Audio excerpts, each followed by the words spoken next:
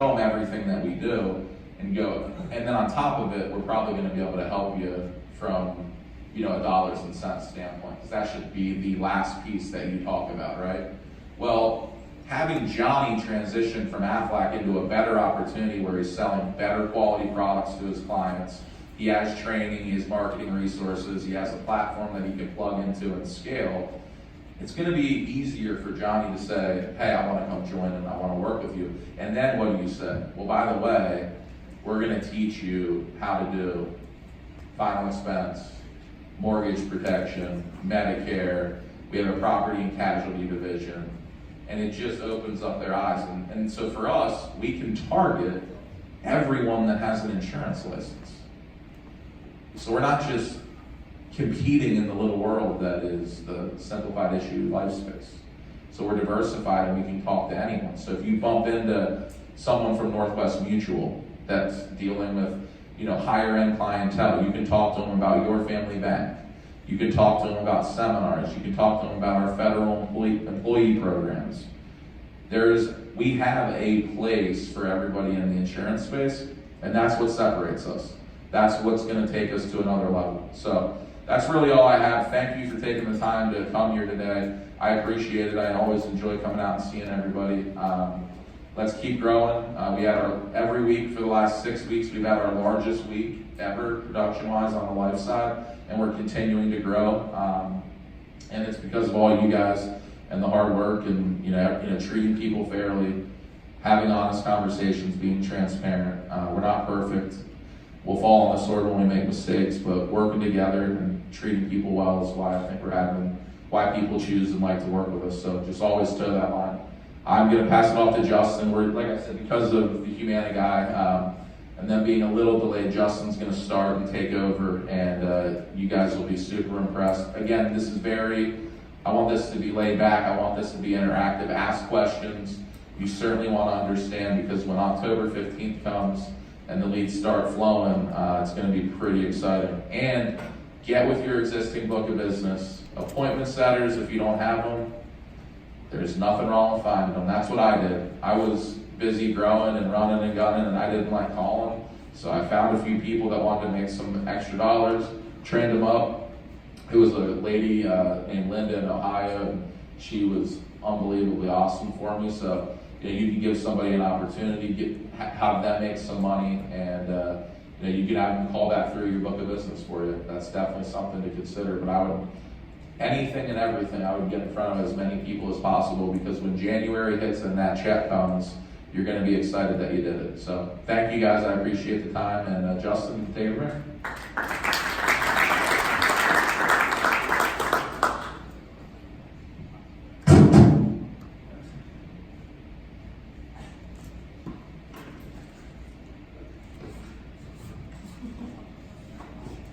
Hello.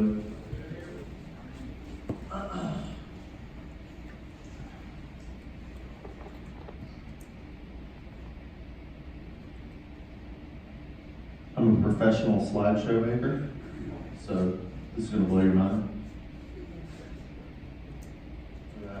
Look at that. Can y'all do that? Boom. That's what you're in for. First thing I'm going to say is I'm not a speech giver. I don't like speeches, so this is not a speech. If you guys have something to ask or say, say it or raise your hand, or please be interactive with me so I don't feel like some, weirdo up here just talking and I don't know what you guys are thinking and all that kind of stuff. So, as Tyler was talking, all kinds of stuff came to my head that I kind of wanted to hit on. And I have ADD, not as bad as Matt Mollet, but, pretty bad. So I know where I'm going to start. I don't know where we're going to finish. My flight leaves at about 8 to 9. So some of you came here to learn different things from me or somebody else. If I don't hit on what you want to talk about, flag me down afterwards and we'll hit on it. Because there's some people that want to know more about marketing or scaling. I'm going to hit on my Medicare tax plan, the different situations you're going to encounter, and how to make them profitable and beneficial for the client, profitable for you simultaneously. That's the key. Find people that you can put in a better place than when you found them, but make some money while you're doing it, you know, because we're not a charity service, but we do want to help people and make money while we're doing it. So that's what I'm going to talk about. A couple of things, like something, because I'm going to forget about it, but I just wanted to hit on this because we've done so much med stuff in the past, and we've done MA by necessity, and it's growing in popularity everywhere, even in rural Mississippi where we do most of our marketing. But on the MAPD comp, like a lot of people they're talking about free leads coming out, right? So I want you to understand why that exists. So CMS puts a limit, the Center for Medicare Services, on how much you can get paid for a Medicare Advantage enrollment, okay? That's not all the carrier is willing to pay for that enrollment.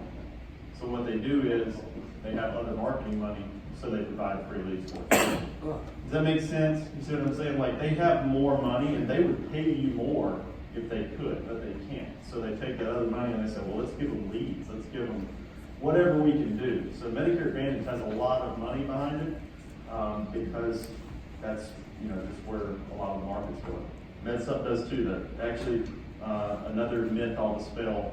A lot of people say MA is growing and that makes them think MedSup is decreasing, but they're actually both growing. Just 10 to 11,000 people a day are turning 65. So I'm going to get right into it, into my slideshow. Look at that. Pretty damn cool. Keynote did all that. I don't know how to do slideshows. I actually finished this one this morning. That's just the way I do things.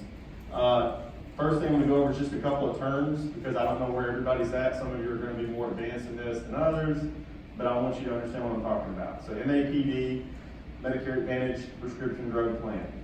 I should have thrown MA on here too, but there are MA only plans that don't have prescription drugs. MedSup or Medigap, standardized Medicare supplement option. So if I say Medigap or MedSup, you know what I'm talking about. Most of you probably already know this stuff, but just in case. Prescription drug plan, PDP. We'll talk about PDPs. I'll say PDPs all the time. Part D. That's just the standalone prescription drug plans. CHAS, cancer, heart attack, and stroke plans. Probably more of you know what that is. HIP, hospital indemnity plan. The only reason I'm even throwing these terms out here is I get people all the time that, like, what the hell is a HIP? You know, it's a hospital indemnity plan. DVH, dental vision and hearing plan. Okay. Enrollment periods. I'm not going to hit on every single little enrollment period. I'm not going to talk about LIS at all because Waylon's going to do that for me because they know more about dual S&Ps. I deal with rich people with a lot of money, so I don't know a lot about that market. No, I deal with lower middle income mostly, but not LIS. So normally they come to my office and they're like, I got approved for full Medicaid, and I'm like, okay, we'll cancel your MedSup, see you later. But we're learning not to do that. So even people like us learn this stuff. First enrollment period we're going to talk about is the big one around the corner, AEP. That's the annual election period.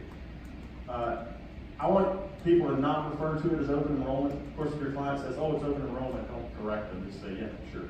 But the annual election period is different than open enrollment. So it's October 15th to December 7th. I don't think I threw it on here, but pre-AEP is October 1 through October 14th. That's when all the plan information is released and you can start discussing it with your clients. You just can't take an application on it yet, okay? You know, a lot of information is kind of already leaking around, but you're not really supposed to be talking to your clients about it, even though they're already calling me and telling me about how their drug plan's going up and all that shit. But so open enrollment can refer to a couple of different things. There's a health insurance open enrollment period. So November 1 to December 15th. That's an open enrollment period. Then you have an OEP, open enrollment period, which is January 1 to March 31st. That's kind of like a rescue period.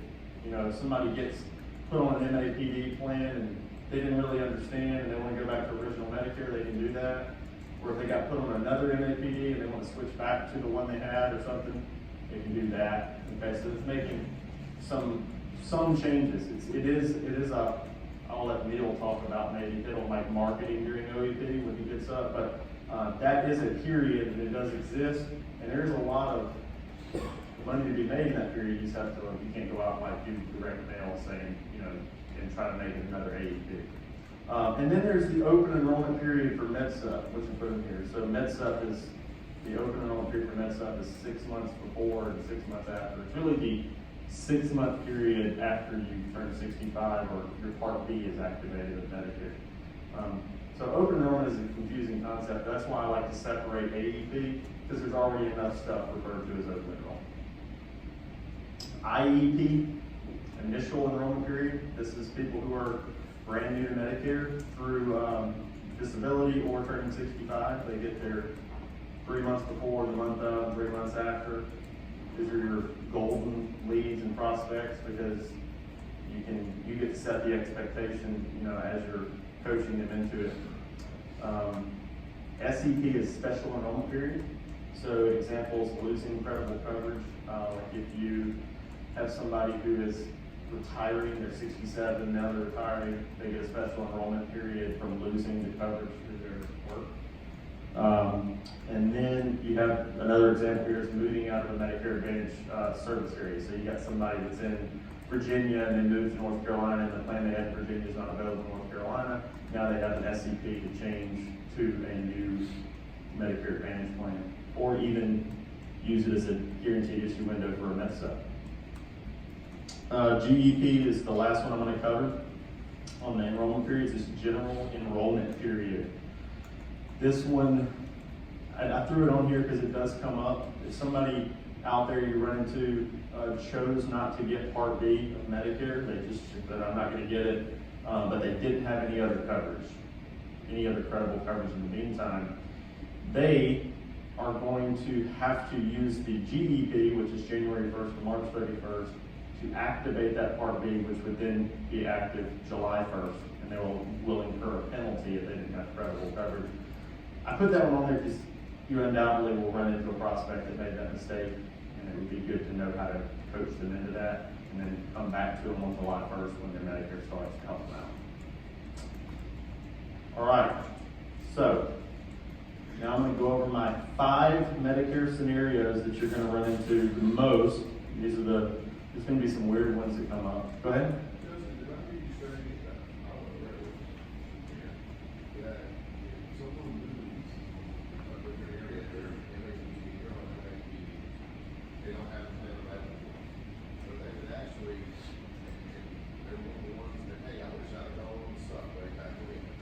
Right. Yeah, they get a guaranteed issue window. If they lose the Medicare Advantage plan by moving out of the service region, they now are guaranteed issue for a MedSup. Of course, you'd have to use a GI plan, so effective January 1st, that will be the Plan G, not the Plan F the way it used to be.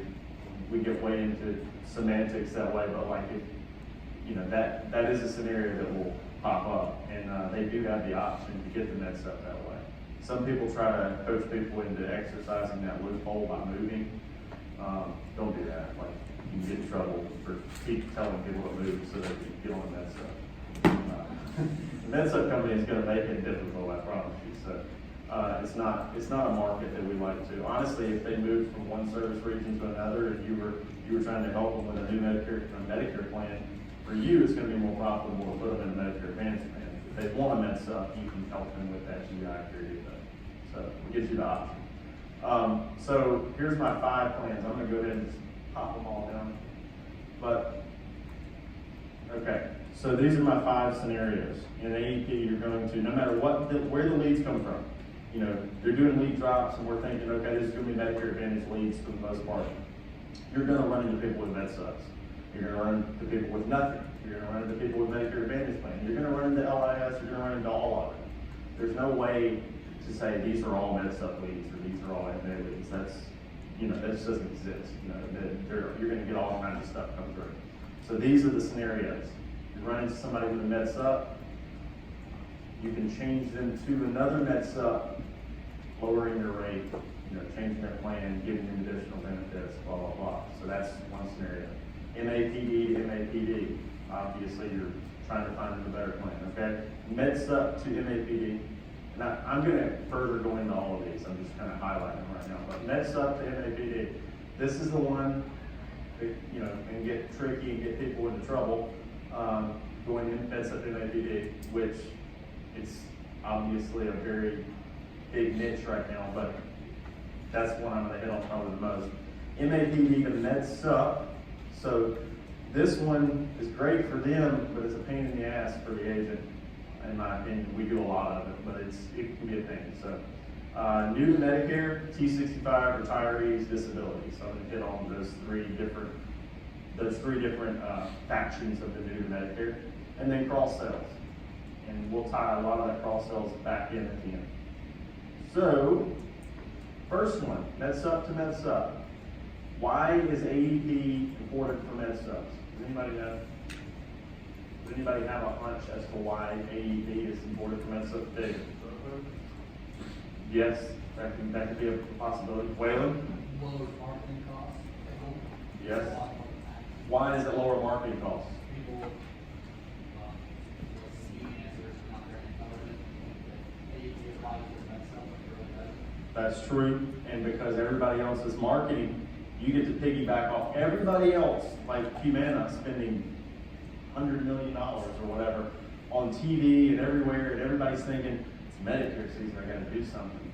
So it's actually a great season to pick up MedSups, because people are like, man, this is the time to lower my rate. So that's why it's important for MedSups. Yeah, and you can educate them that it's not, and I would, like, once they're your client, you're like, yeah, let's lower this MedSup rate. At the end of it, I'm telling them, man, you don't have to change this you can change this MedSup any time of year. And the reason I want them to know they can change it any time of year is so I don't get 1,000 phone calls from my current clients during AEP to rewrite their MedSup. So, so we try to ward that off with emails and newsletters and all kinds of stuff. So these are gonna be your kind of plan changes right now. Plan F to Plan G is real popular, and this year there's a huge opportunity there because of the new macro law that goes into effect January 1st of 2020, Plan F will no longer be able to be sold to people who turn 65 or acquire Medicare January 1st or later. That's the really simple version of it, okay? So they can't get Plan F. But what's happened is, again, the perception to people is, oh, I have to change to G, or if you see my next one, Plan G to Plan F, where they think, I gotta get F now, or I won't be able to get it later. None of that is true. But perception is key, so if they're calling you, or if they submit a lead form because they think they gotta do that, and you show up and that's the case, it's a huge opportunity to change it. Obviously, I would educate them all on the actual rule, then pull up their plan and their price and be like, but you're paying too much. So, and you might even keep them. They might be saying, well, I got to change to a Plan G. They pull out their card, they got a Plan F, they're paying too much. And you say, well, you don't have to change to G. If you want to keep an F, you can, and we can get the price down. Or you can change them to the G and say, well, you don't have to change to a G, but it's going to save you $600 a year. It only has $185 deductible. So there's a huge potential to do these MedSup swaps, and you'll run into some of them, I'm sure, if you're running Medicare leads. Plan N I put on here because it's a way, if you get into a house and they have a Plan G and it's already pretty low cost, you can talk about Plan N. And so, well, here's another way. So Plan, and I'm not going to get into every single individual plan and the details of it, but with Plan N, I will say a little bit about it. You're picking up copay, but their premium is drastically reduced typically with the Plan N. The cool thing about the Plan N, the outlook for the future with most of the companies is that the rate increases shouldn't be as bad as other plans. Because Plan G will be the guaranteed issue plan, Plan F has been the guaranteed issue plan, they have the most bad business or unhealthy portion of their block, so their rate increases, most of the carriers will tell you this is not true, but statistically speaking, they have gone up faster with those two, so Plan N would be a good alternative for them to keep their rate in. I think most of the agents I know that write a lot of Plan N actually don't have to rewrite their block as much, and with Medicare, you don't really want to rewrite your block all the time. I mean, that's a pain in the ass, so you want to try to keep them happy and not have to talk to them. I know Tyler was talking about following up, and you do want to follow up, but the main reason following up is helping them with something else, or getting referrals and that sort of thing. So, yeah, good, I'll move on. Part D, when I say this, so with MedSup to MedSup, you get into those leads, they probably have a drug plan. If you can help them with their drug plan, even though you might feel like that doesn't pay very much, first of all, it all adds up. We get about 200,000 in drug plan renewals right now, 200,000 a year. Most of it comes in the first quarter. Massively helpful. For years, we were just helping them and doing it on Medicare.gov, not writing them. But now we do it as a service to our clients. We send out an email and newsletter. If they're already on a plan and it's not changing much, we try to just encourage them to stay where they're at. But if you get into a household and let's say they're unhealthy, they have a MedSup, they like it, they don't want to go to Medicare Advantage, they get a drug plan, you think, I'm just going to get out of here and go on the next lead. If you can help them with that drug plan, you'll get referrals from them, you'll be their savior. It might be a really small little commission, but it's a residual for life, so you might as well help them with it, you're already in there. And it's a huge service that nobody wants to do. We have this agent a couple of towns over from us that he was writing the MedSup and he wouldn't even help with the drug plan. He kept telling people to go to their pharmacist to help them with the drug plan. Well, the pharmacist didn't want to help with the drug plan, so the pharmacist was referring him to us. And every time they come in, we rewrite his MedSup too. So don't do that. Help them with the Part D. Even if you just do it on Medicare.gov, help them with it. Look at that, I just said all this stuff. I forgot I made a slide about it. Hold on. This is what I do with slideshows. I forget what I put on here. ABD in there. Part D, see if I missed anything. Opens a lot of doors. I just said all this. Okay. All right, MAPD to MAPD. So this is probably going to be the most common thing you guys run into, I would imagine. Somebody's already got a Medicare Advantage plan, and you're looking to see if you can add any, help them with additional benefits, lower their out of pocket. Yes. West Virginia, you can't do the Medicare Advantage. When you say you can't do it,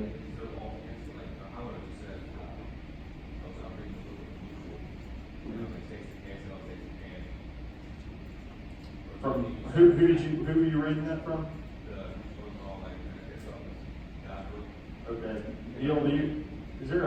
I didn't hear the question. That was Mutual of Omaha? Yeah. Yeah, I think that's a company specific thing. Yeah, I know West Virginia and Maryland have people enroll in Medicare Advantage. But you'd be having to get the companies or Humana, Anthem, Aetna, whoever it is, UHC. Well, you might be referring to the type of Medicare plan. It's an HMO plan. There's restrictions on the network. So if you're having HMO plans in one state like West Virginia, you can't go to another state and get care from a different physician that's not part of the network. On an HMO plan. That's what we're referring to. Yeah, I think that's a pretty narrow thing. I think if what you're reading though is more in line with the Mutual of Omaha rollout. Yeah. Because I know West Virginia for a fact, we have a lot of people that are enrolled in West Virginia. So, no, you're good. So, tons of consumers are already on a plan. Simultaneously, tons of new plans are coming out all over the country. So, Medicare Advantage, if you've monitored it all, there's just tons of new rollouts, new plans all over the place. And so, what happens is somebody that might have had the only Medicare Advantage plan from years ago, or one of the only, now there's new options. So you need to show up, and when you get the lead, you go talk to them, and you're trying to show them why they should switch to this new plan. This gets into finding out what their out of pocket is when you go in. If they have a $6,700 out of pocket, and it's a zero premium plan, but you have one in that area that has a $3,500 maximum out of pocket as zero premium. Well, that's better. So all you really got to do is find something that's better than what theirs is at that point, and they'll choose that. So that's pretty cut and dry. So the new surge of products and agents, consumers win. So it's good for them. There's a whole lot of new products, so we can find something that's better for them. And then you have a lot of merchandise to offer. So let me see. Yeah, so, this is what I see a lot of agents do. They get into an area and they're like, okay, this plan is really hot in this area, this, Humana H6219 or whatever. I'm writing a lot of that. And they go to a house and that person's already got that plan. So then they're just like, well, let me find another plan. Okay, we'll switch you to this plan. Make sure it's beneficial to the client. Don't just switch them so you can get a commission on it. That's going to be a quick way for you to get, screwed over. This is a very generalized statement on compliance. IFG likes me because I'm not a compliance Nazi. Like I believe in compliance, but I don't want it to be sales prevention and scare people out of writing.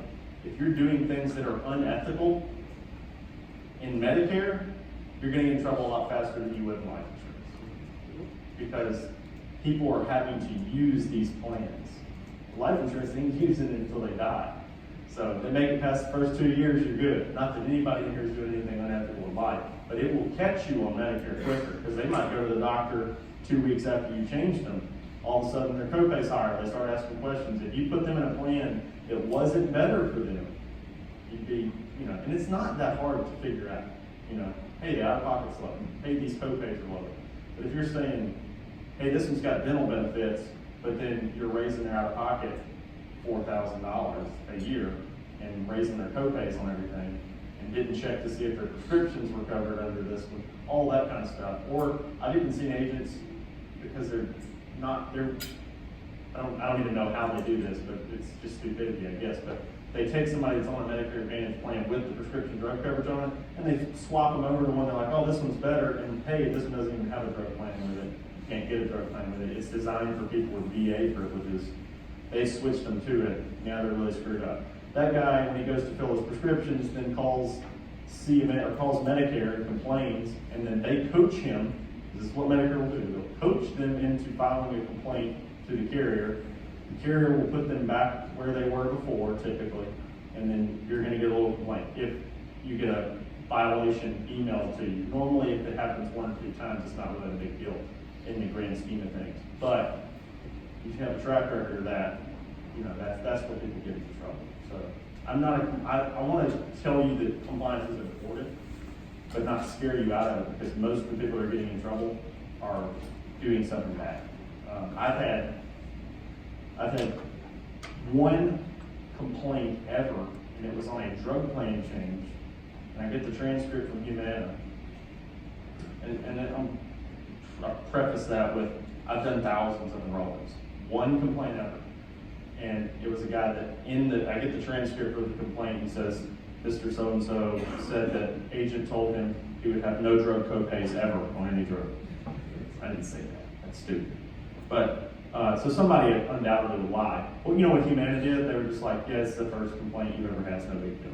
They just documented it and he goes on. So you have some sort of track record of really doing something bad, you're fine. If you're not doing unethical stuff, yeah, if you go enroll 2,000 people, eventually you're probably going to get somebody lie about what you did. They're not going to come take your renewals and cancel your contracts and all that. I think that's what people think when they think of compliance. Like, oh man, some guy's going to lie about what I said, I'm going to get screwed over and lose my residual. I have not seen that happen. The carriers are not out to screw you over. They're just not. They understand that people say stuff like that. So, go ahead. Are typically like a lot of things like the same, or like where do we know which ones eventually start to be? Like the other thing changes because we help them understand that you're done more if they didn't do what they thought it did. Yeah. You say like have a lot of calls, like trying to read these in the house and be able to know where to stop and go. Right. Well, are typically a lot of them the same? They're pretty diverse. So, I mean, even within one company, you might have 5 Humana plans in an area, and they're all very different. And so, I think the first thing you do is run their prescriptions on it, see if you can get them, like maybe you're lowering their copays, and then look at the maximum out of pocket per year. And then also think about PPO and HMO, so network availability. So if they're on an HMO and you're taking them to a PPO, that might be good for them because maybe they travel and the first guy that signed them up didn't ask them any questions. There's a lot of people that got Medicare Advantage years ago from people that were walking into houses and going, yep, this is a 0 premium, it's the same as a Plan F, sign here. And they're still on. There's a ton of those. And you can really help them by just comparing the plans that are available, you know. So that's, it gets pretty easy. So when, and So it, it's a lot more like a bus, it's like a plain B, plain B, and I think when we talk about Connecture later, it's really, we all get plugged into that computer system, it does a lot of that work for you. Because it just compares, even CSG has a comparison tool, Medicare.gov has a comparison tool. So all you gotta do is find out what plan they have, and pull the code up on their card, you go on Medicare.gov. You can go on Connecture, you can go on Medicare.gov, you can go on all these different tools, and just pull up the plan that they have, and then do side-by-side comparison to the other one. It's gonna show you the maximum out of pocket, the hospital co-pays, it'll show you everything, you know. And we'll get into HIPs later too, as to how sometimes if they do have the best plan, you can still help them and still make it a profitable endeavor. So MedSup to MAPD, this is the most dangerous transition because you have, like there are people out there that are paying a lot for a MedSup, but when you're changing them to a Medicare Advantage plan, they need to understand what that transition means. You know, you don't want to take somebody who's got a plan app and they're like, this thing is just too expensive, it's $150, and then this is how my people in Mississippi talk. You know, it's $150, and I keep seeing this thing on TV, and it's free. You know, and they got dental and vision and hearing. And I'm like, well, yes, but when you go to that, you're going to have to operate within their network. You have to go to doctors and hospitals.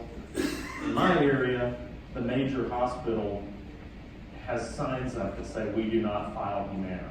And that's like the only big Medicare Advantage player. So obviously we're a big MedSup area. There's some new MA stuff moving in that's going to change that. But the people call, and so, you know, if I was going to write a Medicare Advantage, I'm not saying I wouldn't. You get somebody in that's paying $300 a month for their MedSup, they're on a very tight income, then you might start looking at Medicare Advantage, but make sure you go over that. I'm just, in that scenario, you want to be even more detailed with what the Medicare Advantage plan is than you would almost normally be. You always want to be detailed, but that's one where you're really wanting to discuss what that change means, and then write notes on everything that you did. So if you're doing that, I would take notes on everything you did. David? If they're really low income, like the scenario you're talking about, would you suggest then that they call BSS, Hospital Social Services, and see if they qualify?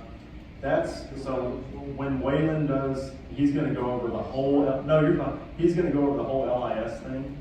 I'm actually gonna be sitting back here listening with you guys, because we haven't had that in our area. United Healthcare just this year has come out with LIS in the areas that we market heavily. So that's gonna be the part that he's gonna go over, because yes, the answer is yes. I mean, if they're really low income, and he's gonna have kind of the estimated thresholds. So normally I would ask them, like, you know, what is your income, and then kind of get that and be like, yeah, you probably qualify for LIS. And then he's gonna walk through how to help them figure that out, apply for it, and then follow up for a potential dual special needs plan or dual eligible Medicare Advantage plan, if there's one available in that area. The availability of dual S&Ps is, from my perspective, a little bit lower, but it's growing. It's not like there's a dual special needs in every single county in the country. But there almost is a Medicare Advantage plan in every county. Go ahead. Yeah, I ran into a couple that it was low income, that if their income together was less than $1,000 a month. Yeah, they're gonna be all. But he had a little piece of property, other than the property his house sat on, which disqualified him and his wife from getting any help, so they had to stay on that side. It just happened, they were asleep. I would think that they are potentially a regular Medicare Advantage plan, because it's still like, for them at that income, that pay for a MedSup, even though they can't get the LIS because of owning some property, seems silly. So I might even talk to them about a standard Medicare Advantage plan, because they're not gonna qualify because of the property for the LIS. So maybe talk to them about a regular Medicare Advantage plan and just pitch it to them. I mean, like this, and that's what this one is. They're on MedSup, they can't afford it. Talk to them about the Medicare Advantage plan, give them what it is exactly, and if they want that, take notes and sign them up for it. If they don't, they can keep paying for their med stuff, you know, but it just seems like a lot of money to come out of $1,000 a month for a couple. They call the SOs, they talk to everybody, and they can't get on. Yeah, there's. So I took them from a C on State Farm down to a G plan and saved them $3,400 a year. Well, they're probably gonna be happy for a while then, because if they're used to paying for State Farm, you won't have to even talk to them for a while. They'll be okay. They want life insurance, they don't come to them. Yeah, well, that's the big thing, is when you can free up some of that money, that gets into more of that. But, so, again, getting ahead of my little bullet points. Yeah, oh, so what I was saying too, like, you go in and this med stuff plan, I'm initially gonna try to shop their med stuff. I'm not gonna say like, oh, you got a med stuff, you got Medicare Advantage. Try to shop their med stuff. If you can't get them approved through underwriting, or they're still balking at the new price for med stuff, that's when you start talking about Medicare Advantage on that lead. I wouldn't just go straight from, hey, you're perfectly healthy, you think your med stuff's a little bit high, you need a zero premium Medicare Advantage plan. That's where you get yourself into trouble. You guys can all, you don't even have to pass the age up to sell a med stuff anyway, you know, and I think there's a perception that everybody's gonna go ham on Medicare Advantage, but med stuff's build residual too. That's what our kingdom is built on right now. So we can do both, you know, and you have to, it's good to allow the conversation to evolve into Medicare Advantage rather than just saying, you know, oh, you're paying too much for this, let's go zero premium, and then all of a sudden they don't realize what they're sacrificing to get that, and you get the complaint. So probably an unwarranted complaint, but still something to deal with. MedSup to MAPD. Shouldn't have put this as the most dangerous transition there, but this MedSup to MAPD is, I guess I duplicated that slide. Hold on.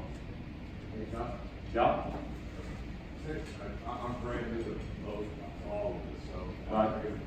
Are there any documents you have to decide if you're going to make that transition that kind of protect you? You can. I explain. The official term is a CYA document. Yeah. No, I mean, yeah, we do that all the time. Like, I mean, we had to start selling this plan last year called LASSO. It's an MSA Medicare Advantage plan. It's a new concept. When we started offering it, it's weird. I'm not going to get into how it works, but we had about 30 people sign up last year, and I created a document for it saying they understood the parameters of it, and you got them to sign it, just put on file. But you can definitely do that.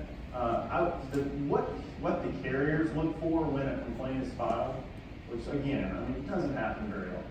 If you're doing ethical and people like you, you might not ever see one again. You might not ever see a complaint. But if they ask for something on a complaint, they're going to ask for your notes and a detailed description of your recollection of the appointment. If you don't have a bunch of complaints and it's not a really crazy accusation, like he came in and tied me up and put me in the closet and killed my dog and signed me up for an MAPD, you know, I mean, without like, you know, then you might be getting into some serious level stuff. But most cases, it's not going to be that big of a deal. So I would just say take detailed notes. If you want to put that document in there, it's not any specific document. You just say, I understand that my out-of-pocket, like you could put one with blanks on there that said, I understand the parameters of this Medicare Advantage plan through company blank, you write Humana, maximum out-of-pocket blank, you know, you fill it all in and have them sign it. You can do that. We used to get people to sign something, we pitched cancer coverage on everything, like cancer. And we used to get people to sign something declining cancer coverage if they didn't get it, because it just made it, you know, so you can make whatever document you want. It's not gonna hurt, you know. Humana looks at that and says, well, they signed saying they understood all these parameters, but in their, you know, complaint, they said, he told me it paid, I have no drug copays ever, you know, then you can, you know, that will probably help. Did you raise your hand or are you stretching? All things being equal, that means we need to mix up, we need Like Wendy. So personally, if you don't qualify for Medicaid, I lead with MedSup. I lead with it. So a lot of people here's what most big producers that I know besides us do. They throw it down the sheet and they say, here's original Medicare, and you get a med sub, and you have to get a drug plan, and here's Medicare Advantage. And you get one card and it's all great. These are your two options. Which one do you want? Well, the way that I use my tonality to make Medicare Advantage sound way better, people are like, oh, that one card sure does sound good, and it's free. Well, that to me is, it's not ethical. Like I would tell people, this is a little bit better coverage because you can go to pretty much any doctor you want as long as they take Medicare, which is almost all of them. You're going to go in, and with this Plan F or Plan G, you're going to have very little to no out of pocket. With the G, you got $185. Everything's paid for, and with any doctor. You know how many complaints we have from a med sub? We have 12,000 on the books. It's almost non-existent. So, I'm not telling people not. There's just a time and a place for both. So I lead with that. But if they're like, I can't afford that, so it's budget. But it's budget. It's not your budget. It's their budget. So make sure you understand that one person making $1,500 a month wants a med sup, and the next one says they can't afford it. It's all about how they spend money, So you got to push it into their budget. So I just leave med sup, and then when they start balking at it, that's when I'd go to Medicare Advantage. Or if they can't qualify based on, maybe they didn't get a med sup in open enrollment, now they can't go through underwriting for a med sup. Medicare Advantage doesn't have the underwriting parameters, so. That's how you go. That's how we do it. That's why we don't get complaints too, because we offer everything. So in my notes on an MAPD client, I was like, we offer original Medicare and med sup. We recommended that, and they chose Medicare. Instantly, they're looking, well, he offered them the other coverage. They turned it down. So, and I've never had an MAPD complaint, so I'm not going to take wood. Okay, so. MAPD to med sup. You got somebody coming in, and this happens where somebody got a Medicare Advantage plan, and there's a couple of different ways this transpires, but like say you had somebody that had a Medicare Advantage plan from turn 65, they thought that was a better option. They start going to the doctor, and they end up going to a skilled nursing facility, and they find out like a lot of the skilled nursing facilities in their area don't accept Humana or United Healthcare, whoever they have. So they start going online and reading stuff, and there's all these med sup agents and whoever online, and CNBC reports and stuff saying Medicare Advantage networks, all blah blah blah. Start reading that, and they get in and they say, man, I want a med sup. So you're going to run into a client that's looking for that. They want to go from Medicare Advantage to a med sup. Now they have to be underwritten for the med sup. Okay, because it's maybe 3-4 years into their Medicare enrollment. So, a lot of times you can't underwrite them to a med sup because the reason they're coming to you in this scenario is they have used the Medicare Advantage plan and found out there was something about it they didn't like. A lot of times this is in certain areas, it's not everywhere. If you're in a rural area, it might happen more often. So you have somebody that does that, and they come to you. So the way you do it is you first apply them for the, like if it's AEP, I'm applying them for the med. So I find one that I think, oh, I can get them approved with this one. They're okay with that price. I make it effective January 1st, and I make sure it's approved. Once that med sub is approved, you come back and roll them in a Part D plan during the annual election period, which kicks them off of the Medicare Advantage plan. Now they're on med sub and Part D plan. Okay. I just want to hit it on that one because there's a lot of agents out there that don't make sure that they can get a med sup before they take them off their Medicare Advantage plan. Medicare alone has no limit on the out-of-pocket. So if they don't have a supplement, they don't have an Advantage plan, and they have to have a kidney transplant, they might get a $180,000 bill in the mail, or something crazy like that. So that's a very important one. That's not really going to get you in trouble complaint-wise, but you can really not have an E&O claim if you do something like that. But So it's not illegal to write a Medicare supplement on a Advantage plan as long as the effective date. would be when you were taking them off. I got you. Yeah, you would make it for January 1st effective date under the guise that if that is approved, I will come back and enroll them in the drug plan which kicked them off of the Medicare Advantage plan to start January 1st. Thus taking them back to original Medicare with a supplement and a drug plan. I'm gonna take a 2-minute break because I gotta pee.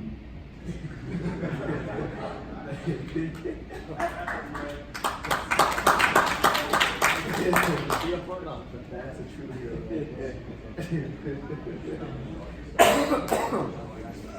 Right? That's what they would say. You're like, yeah, I gotta take a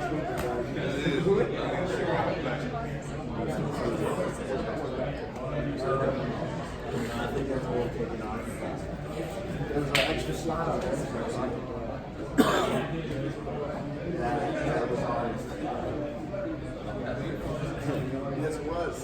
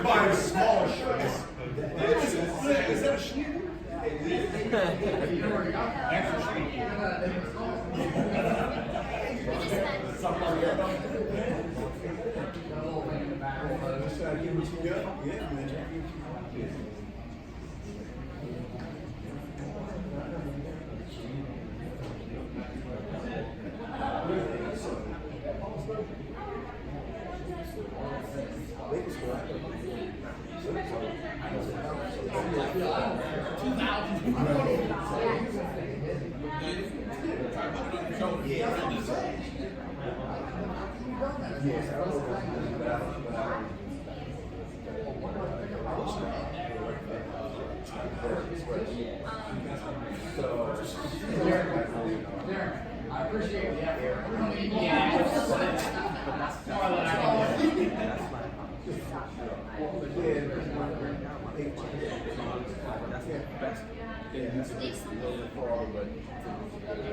Nobody's gonna but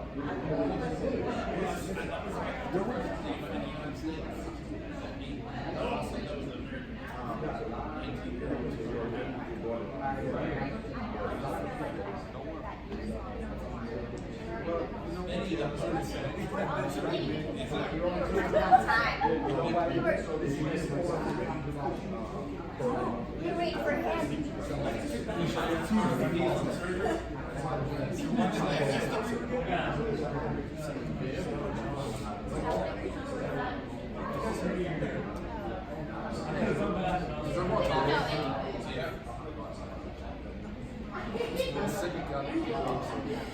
I'm gonna find out.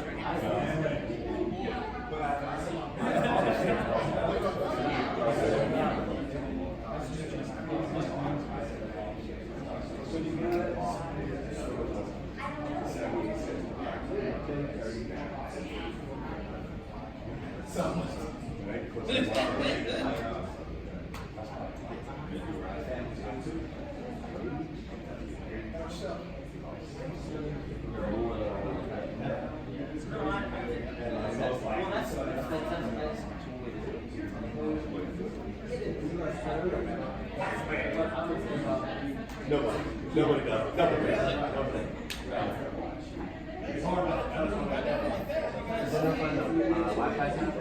I couldn't figure it out. You said it was Tosin Aaron, man. That's fucking man.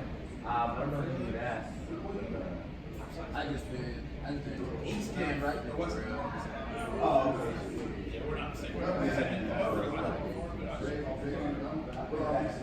So where you from? What state you from? Where you looking at? Oh, okay. Where you from?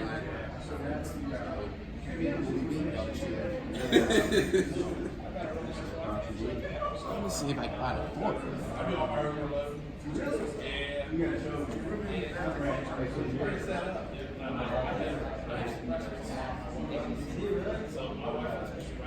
I actually got the upstairs window out. 150 yards. The movies are up. So I'm like, oh, because So it's supposed to be, like, no cost contact. how much you're shooting.